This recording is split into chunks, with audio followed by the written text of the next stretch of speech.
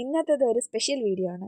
Normally നമ്മൾ drama ജേർണലിങ്ങും 2026 ജേർണലിങ്ങും ആണ് ഇപ്പോൾ ചെയ്തുകൊണ്ടിരിക്കുന്നത്. അതിൽ കൂടെ നമുക്കൊരു റെസിപ്പി കൂടെ നമുക്ക് എഴുതാം. ഈ ബുക്കിൽ തന്നെ നമുക്ക് എഴുതാം.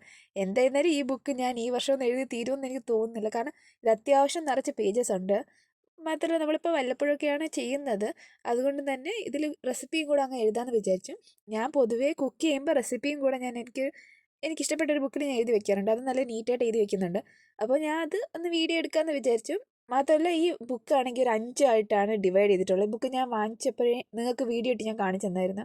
ഈ ബുക്ക് നല്ല രസമുണ്ട്. മാത്രമല്ല ഇത് ഡിവൈഡ് ചെയ്താണ് ഈ ബുക്കിൽ കിടക്കുന്നത്. അപ്പം ആദ്യമേ നമ്മൾ കെ ഡ്രാമ ജേർണലിംഗ് നമ്മൾ ചെയ്യുന്നുണ്ട്. കെ ഡ്രാമ മാത്രമല്ല സി ഡ്രാമയും കൂടെ ചെയ്യുന്നുണ്ട്.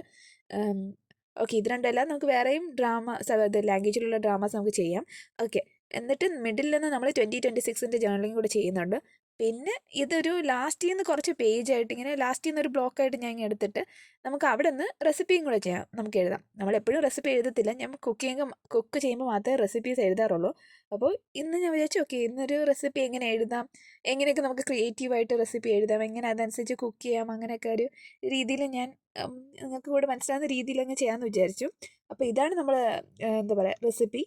ഞാൻ ഇതിൽ കാണിച്ചിരിക്കുന്ന റെസിപ്പീൻ്റെ അത് റവ ഹൽവയാണ്. പക്ഷേ ആക്ച്വലി റവ ഹൽവയല്ല, ഞാൻ ഉണ്ടാക്കി വന്നപ്പോഴത്തേക്ക് അതൊരു റവ പുഡിങ് പോലെ ആയി. പക്ഷേ സെറ്റാണ്, അടിപൊളി ടേസ്റ്റാണ്. ഓക്കെ, ഇതാണ് നമ്മുടെ recipe video. Hope you like this.